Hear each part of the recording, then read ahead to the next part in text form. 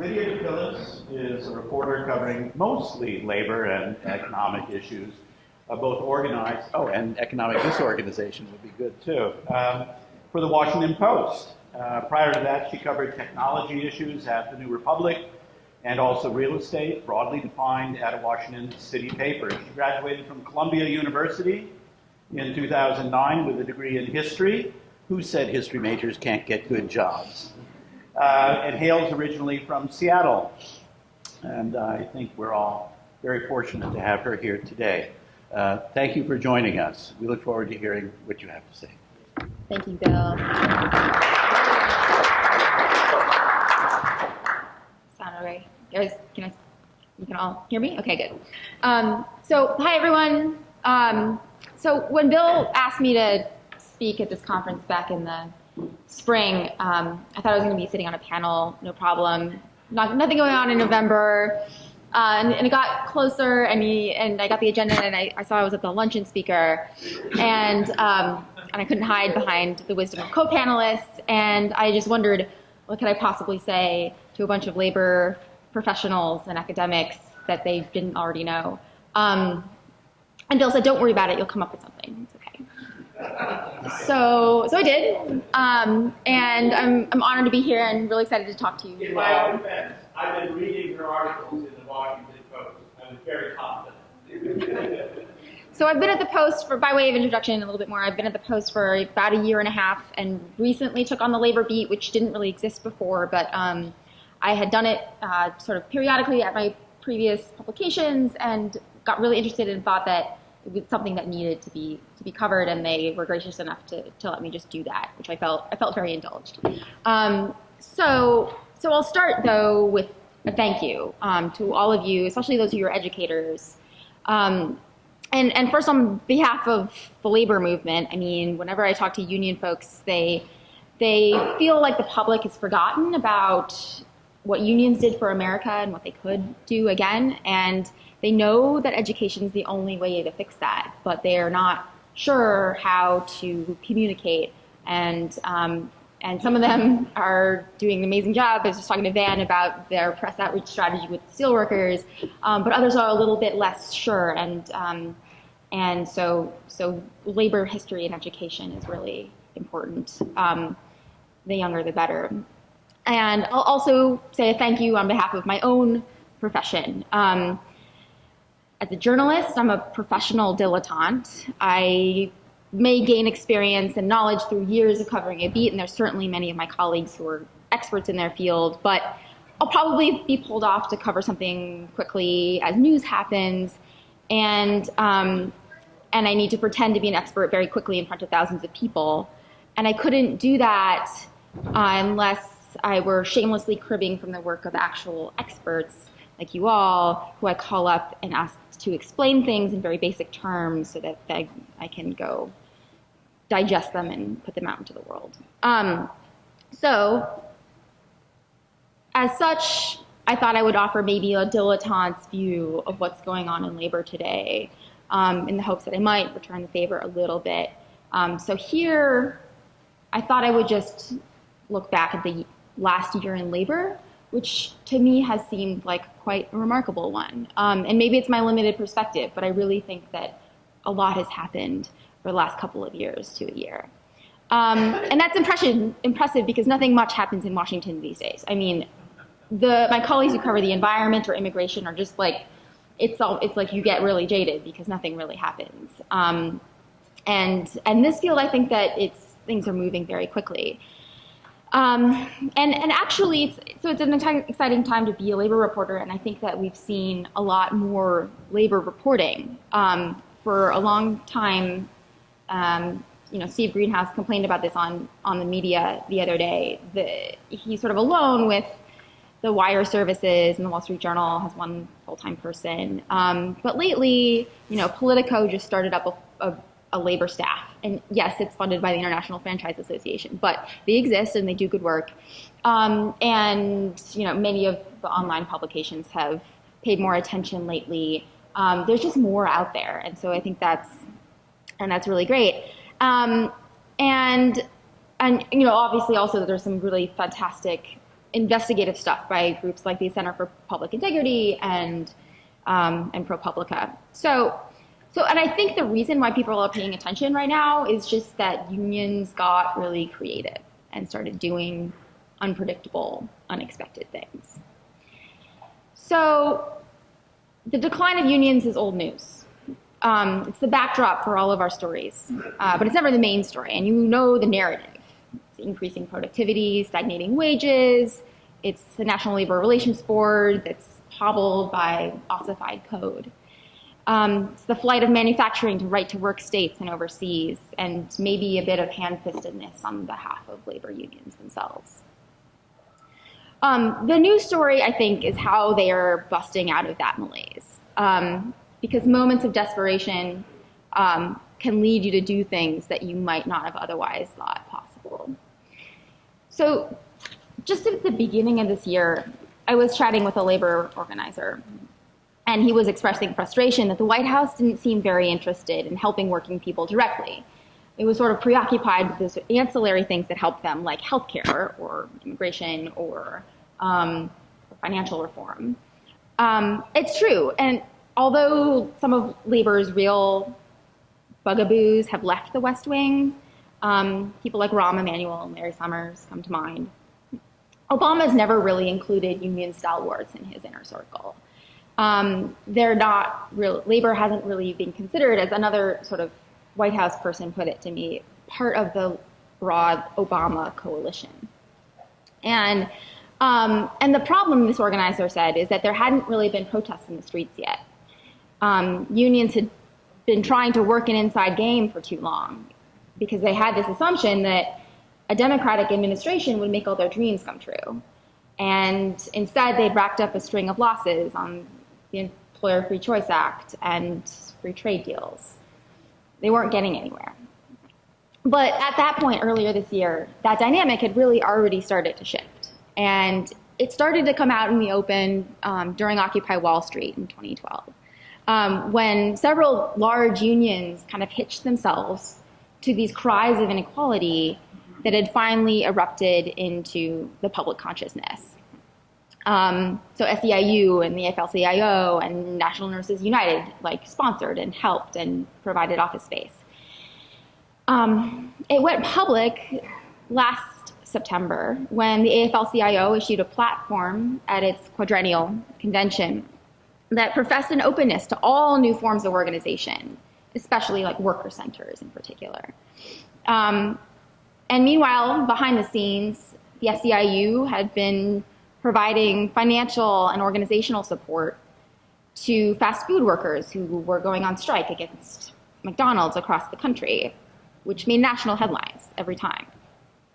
The United Food and Commercial Workers Union has been doing the same with a group called Our Walmart, which has been organizing Walmart workers, they're years away from any kind of union, but they pop up again and again and made real improvements in scheduling and wages and pregnancy policy. And it's small, but Walmart knows it's vulnerable, and they've been having an effect. And the home health care aides, SEIU is a player there too. Obama finally granted them overtime and minimum wage protections, and they started demanding even better pay. So over the last few months, that's all kind of coalesced into this singular demand for low-wage workers, $15 an hour and a union. And that slogan, that one singular demand, has cut through the noise, I would say. So in the face of a totally gridlocked Congress, unable to even raise the minimum wage, despite the fact that it's incredibly popular across the electorate, President Obama finally did what he could on his own. He set the floor for federal workers at 1010. And that was largely symbolic because it only affected a few 100,000 workers who were covered by other statutes. But a few other large employers and states and municipalities have started using that as a benchmark. And so it's helped put upward pressure on wages across the country. So meanwhile, following up on its platform. The AFL-CIO has been allying itself with every new social justice cause that pops up. It's like things you wouldn't expect, like, you know, police brutality after the Ferguson riots, and gay rights after the gay marriage rulings, making those fights their fight too. And the stakes are pretty high now because there are two massive trade deals going on that have the real possibility of potentially getting done on Obama's watch. And progressive groups know that the only chance they have of making a difference on those is working together, and they learned this when they torpedoed Obama's original choice for Fed chair, Larry Summers, and asked for and got Janet Yellen instead. The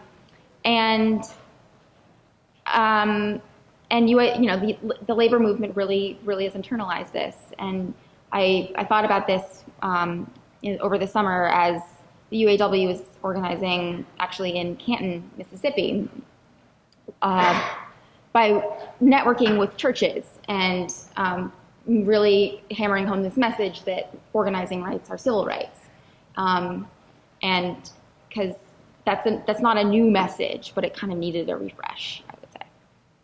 So at the same time, labor unions know that their problems are deep and are structural. And I'm sure you're all aware of these, but I'll just mention a few that have been on my mind and I deal with a lot. So one is the breakdown of the relationship between labor and employers. And David Weil so brilliantly explained this in his book, The Fissured Workplace. And I literally feel like I'm explaining this phenomenon in every story I do. It's franchising, contracting, temping, freelancing. Some of it is by choice, and it's a useful setup for parents who want flexible or part-time schedules. But it's starting to be all that there is in some places. So lately, we've heard a lot about the sharing economy. Online companies like Uber and TaskRabbit offering individual workers a platform to connect with individual employers. And that's an opportunity maybe to make some extra cash. And tech leaders like to talk about these operations like they're taking out the middleman. Sometimes, though, that's just code for getting rid of expensive worker protections like workers' compensation or unemployment insurance and Social Security benefits and healthcare coverage, all of which are generally more efficiently provided by a traditional employer rather than everybody for themselves. And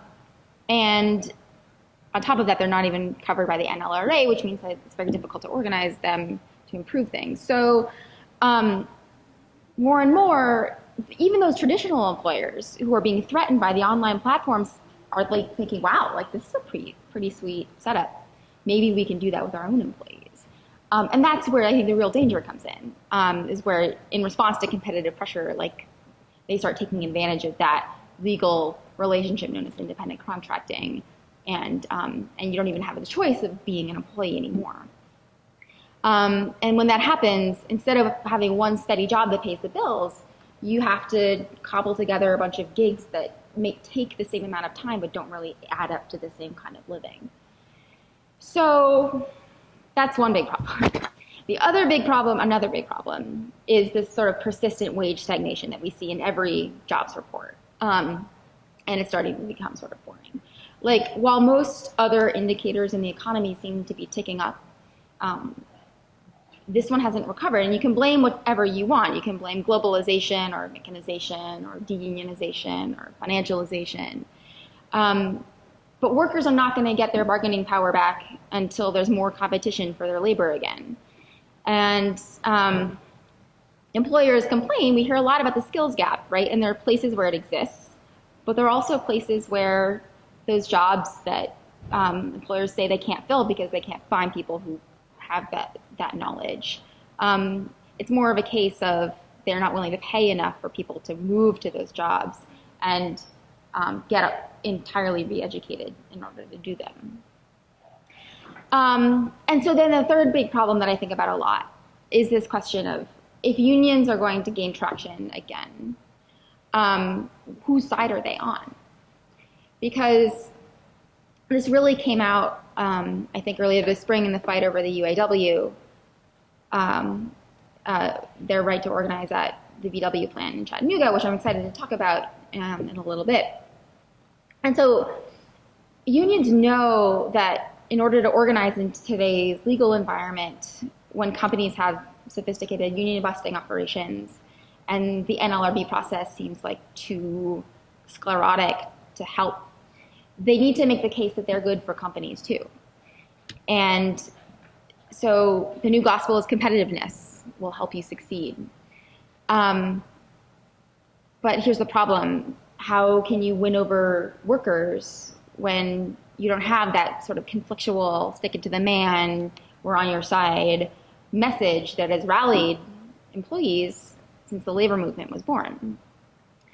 So one labor leader put it to me this way, and he wouldn't let me run this quote in print, I think because it's too honest.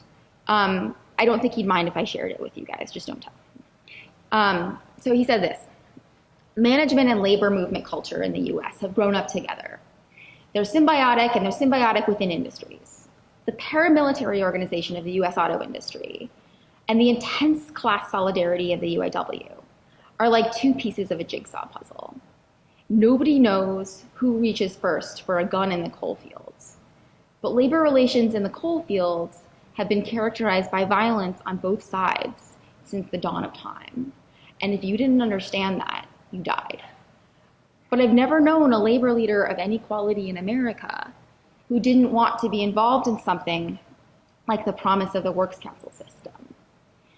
And so I think that what that says to me is that we all know that collaboration is good for business, and communication of workers and having a voice is good for business. But you know, the folks who rose up in opposition to that at the plant in Chattanooga felt that that meant the UAW was on VW's side and not really theirs. So labor unions have a lot to deal with. There's some good news there as well, though. The people in Obama's bureaucracies, maybe not in the West Wing, they clearly understand what's going on. David Weil is now running the wage and hour department at the Department of Labor, and he's working on modernizing overtime rules. I think they're coming out in a couple weeks, and they're going after independent contractor misclassification with a vengeance. The National Labor Relations Board is doing what it can, I would say, within its sort of considerable strictures to try to adapt to the modern workplace. Just look at the tack it's taking on the definition of joint employers. You know that's really shaking things up because franchisors and people who depend on that model have been blanketing the Hill with lobbyists and media, trying to avoid liability for the actions of their franchisees. It's very important to them. There's a ton of money now funneling into what is otherwise what we would think of as a fairly technical legal distinction. And meanwhile, the media has actually been translating this, I would say, for the general public.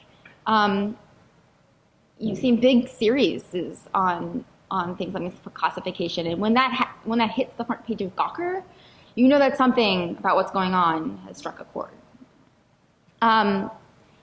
So the response to all of this from the national government, which is what I think about most because I'm based in DC and I try to get out as often as possible, but that's my world right now.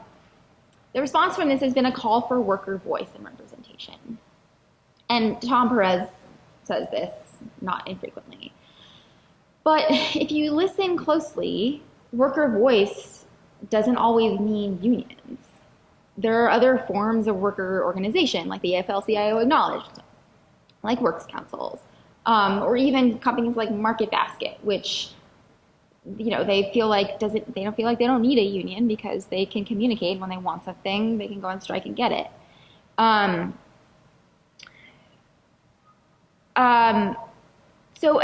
those don't necessarily involve the traditional setup of dues-paying members, which support a bureaucracy that can expand into other sectors and advocate for policies that improve conditions for other people. So in that way, the situation of labor unions reminds me of the predicament of newspapers. We know that the demand for news content is as strong as ever. Many of us have even gotten pretty good at providing that news and analysis on a lot of different platforms. The problem, though, is getting people to pay for it. And if subscriptions are like our dues, more and more people are expecting those benefits and that product for free. So those collective institutions, they add value, but they cost money. So I hope, for the sake of the labor movement and my own profession, that we figure out a way to help them survive. So there's so many questions in labor that haven't been fully explored in the media. And maybe I've said a bunch of things that are really obvious to all of you who live in this world every day. But I think that the general public is starting to just realize them. And so again, thank you for helping me translate. And please bring them to my attention when you can. I'll be here, I have cards. And I don't know if we want to do some questions, if anyone has any questions. Okay. Any questions?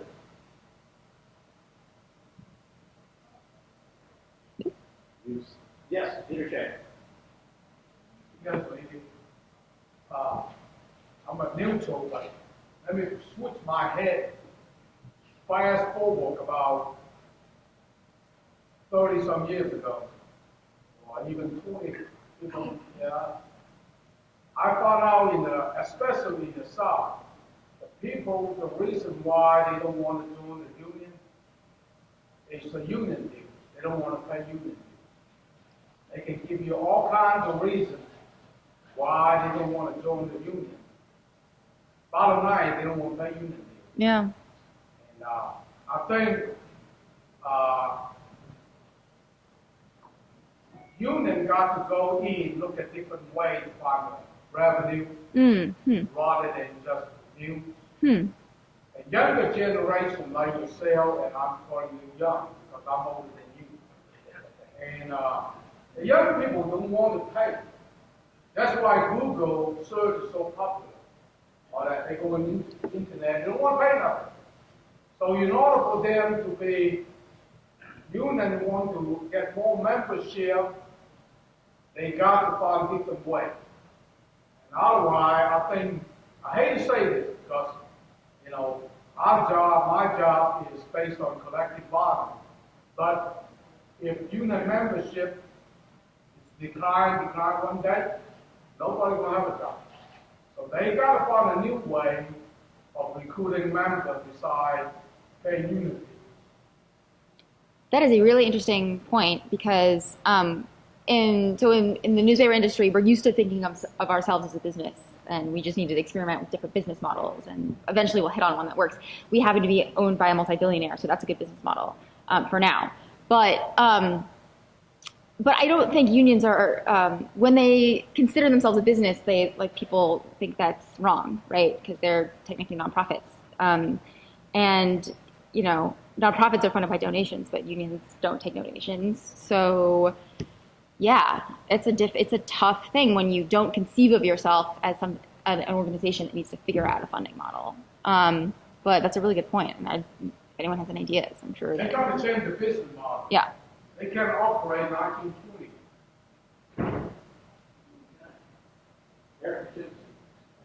In that vein, a lot of my background has been in nonprofits, executive director over there of the national organization. And the survival of many nonprofits, whether it's the AMA or any of those groups, is the point of exactly what non-dues revenue and the concept of running your organization like business and not like charity. So they're a little late to that day, but it has to go through because in the 80s and 90s, thousands and thousands of organizations went bankrupt and were pulled out and taken off the government roll 501c3 just for that specific reason. So that's the observation. The question on a similar subject is, from the union standpoint on public relations messaging, have you seen a change in what they're trying to get across to the general public? In Michigan, the right to work was interesting. in that they were saying, well, this is giving workers a choice, a freedom of choice. But the union was still talking about, well, what did we do for you 50 years ago? Mm-hmm. And so, what trends have you seen in terms of just public relations, messaging, and what's worked, what hasn't? Yeah, that's a really interesting question, and one I'm thinking about now because I just came from Illinois, where they just elected Bruce Rauner, who's one of the more anti-public union people out there. And so the unions there, especially public ones, are thinking, like, what did we do wrong? How can we get out from under this horrible caricature of, like, being drains on the state, and, like, the teachers' unions in particular. And so I think that the shift there, at least so teachers' unions, for example, are trying to reframe themselves as a professional organization that where people who have expertise and should be consulted when it comes to education policy, and we're not just we're not just out to protect our dues and our tenure or our benefits and everything that they have. So the idea of unions as professional groups that protect, like, the folks that they serve works for some, right? Nurses also have done this in saying, like, look, you need to invest in these priorities because it's the public, and we're protectors of that, and we're the experts in that field. The other more private sector unions, it's I think it's definitely, like, freedom to organize, right? But it's like if you're an employee, it's the exact same message that you get from the other side, which is freedom to not organize. So, like, I'm free either way. So how do I make a choice based on those two cases? You ever see you mentioned the nurses, they have a very strong national association that's credentialing and those sorts of things, but they also have unions. Overlap or partnership between those nonprofits? I don't know enough about the specific relationship. I would say, like, from what I understand, the National Nurses United are very explicitly kind of against those professional groups. They say, like, they see them as part of the elite part of the medical field, and, like, these are the rank and file people who are coming into contact with diseases all the time. And so, like, I think that's part of that history, which is maybe specific to that group. But I don't think there's a parallel in education that I'm aware of, really. But there's a very important question of, like, whether or not you can both, simultaneously be this kind of certifying and expert providing professional association while also, like, when it comes down to the local world, fighting with government entities for your workers' well-being. So, and yeah, I don't know how that translates as much to say, like, steel workers or whatever. But I mean, SEIU has done a great job with this, obviously, as well, by just saying, I don't know if it's messaging as much as it still is just raw worker organizing power. Yeah. Mm-hmm. Anyone else? Yeah. Can you describe for us, as a reporter, how you filter through information you get that potentially comes from two sides that have such divergent stories and opinions about the same topic, and then how you end up writing that story and what role the editors play in letting you keep to that narrative? Yeah. So I intake story ideas from a lot of different sources. Some of them are pitched to me. Some I just read things and have questions about them, and that leads me to pursue a story. Other times I just meet somebody and they're super interesting, and I'm like, what is going on in your life? And the things that are impacting how they're able to make progress, and that leads me to some story I wouldn't have expected. And there's, in labor, it's difficult because it's essentially business journalism, and I think business journalism is the hardest form because you have very litigious groups that have money to protect, and they, are going to pursue you if they feel like you've done anything unfair.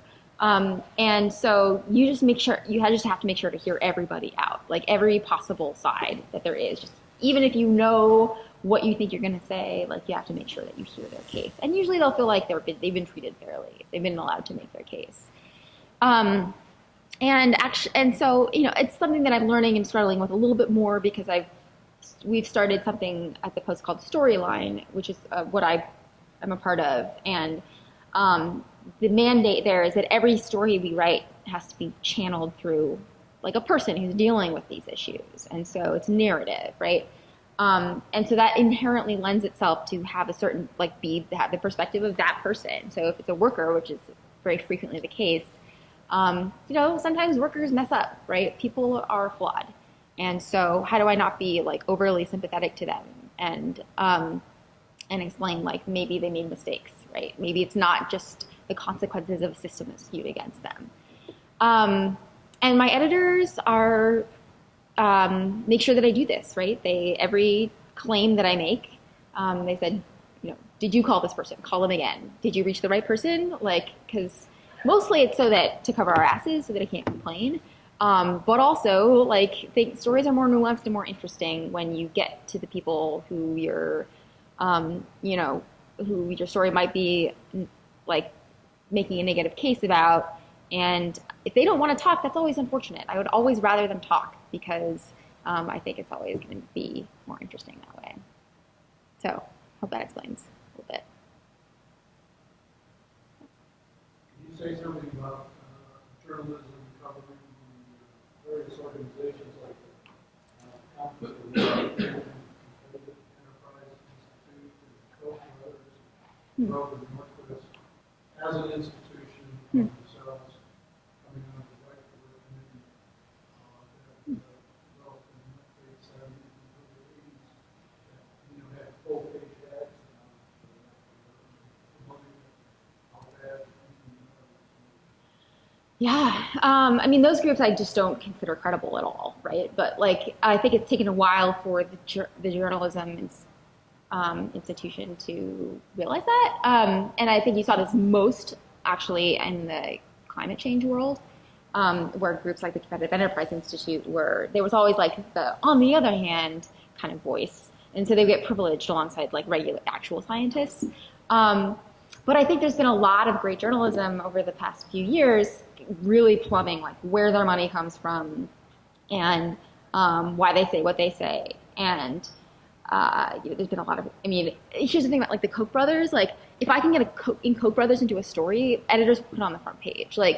It's a very sexy thing. It's because it's this big conspiratorial, Leviathan that's behind all kind of right-wing campaigns. And that's not much short of the truth. Sometimes though it's not a Koch story, and I have just to say really the Kochs are not involved here, and they're really, are you sure we can't get it in there? And I think unions have realized this too, right? The AFL-CIO has a whole Koch Sisters campaign where they feel like they can characterize all of their opponents by saying this devious moneyed force is behind them, which is sometimes very often true, but sometimes it's not. So I think that we're all kind of wise to that now. The question though is almost every think tank in Washington is biased somehow, and you have to correct for that, right? So I talk a lot the greatest example of this is the two EPIs, the Employment Policies Institute and the Economic Policy Institute. Economic Policy Institute, really, they're good people. They're funded by some labor people, but a lot of foundations, and they're very smart about economics and labor. And I talk to them a lot, and they are very useful about finding me folks to talk to. But I recognize they come from a labor perspective. And then there's the Employment Policies Institute is a little bit more that. They're really not credible, I would say, and they're almost entirely funded by the restaurant industry. And they're the ones running full-page ads saying that, your next fast food worker is a robot, which, it's an argument that has merit. But it's not, that's a very extreme view of it. But it's not just them. It's also, groups like the Brookings Institution or the Center for American Progress. There's a lot of good people there, but they all take banker money. They all have to show results for their donors. And, CAP, for example, is very, very beholden to the administration. So, there's academics are usually honest, But you have to be careful about them too. Journalism is as a non-biased field.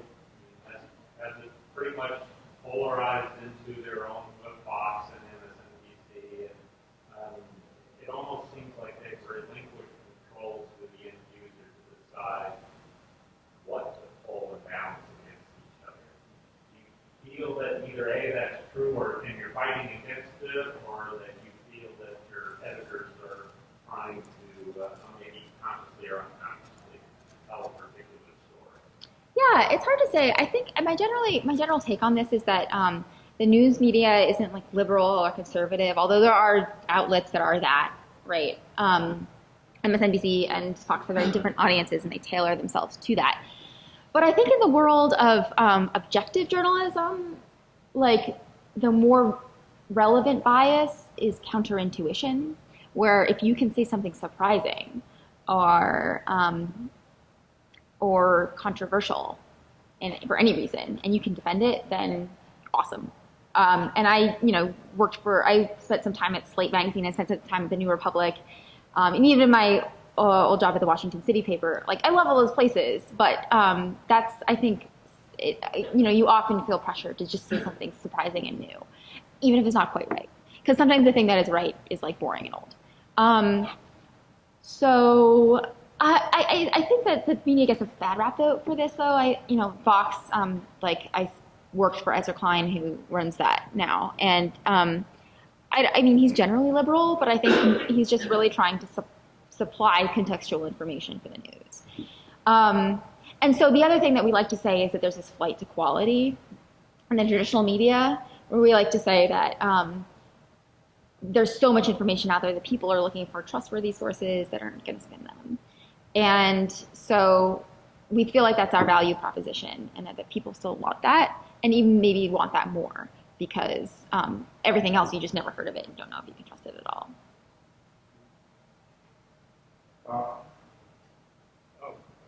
You had your hand raised too. As a neutral, objective observer, what impacts have you seen in states like Michigan, where they've gone from not really a labor-friendly environment, but to something that takes a stance that says, you don't have to be part of a union anymore. So they effectively are working strongly to undermine unions. In a state that was so strongly identified with union involvement in the way up. What has been the impact of those changes in the state environment on both the union movement and employment in general? I wish I could answer that. I have not really had the opportunity to study Michigan, or for that matter, Wisconsin, which has had it for, which, is still not right to work, but has collective bargaining effectively gutted. And I understand that things are changing there a lot in the lives of teachers and people working, government buildings. But I don't really know. I haven't been there a ton on the ground. But it's a really important question, because it's going to happen in Indiana, potentially Illinois going forward, although that's more doubtful.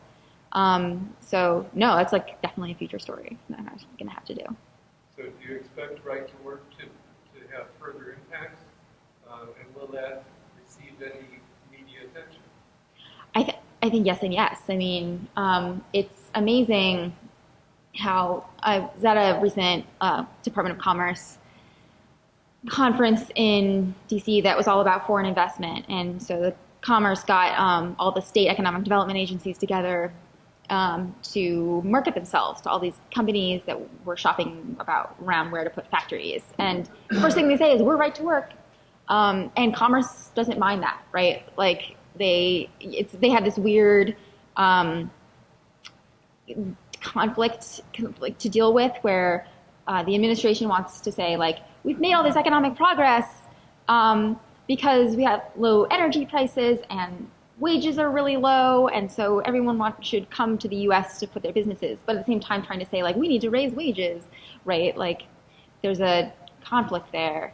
So the point is, though, that I think as more states see that being right to work attracts businesses, like, even if there's plenty of excellent businesses that stay and are attracted to like good workforce, or improving your workforce is a better way to go, then yeah, I expect we'll see more of it. Especially if as we've learned last week, there's not necessarily any like electoral consequence for making that happen, or for undermining bargaining rights in any way. So yeah, but yeah, I'll be paying attention for sure. Well, thank you very much. Thank you, guys. Wonderful.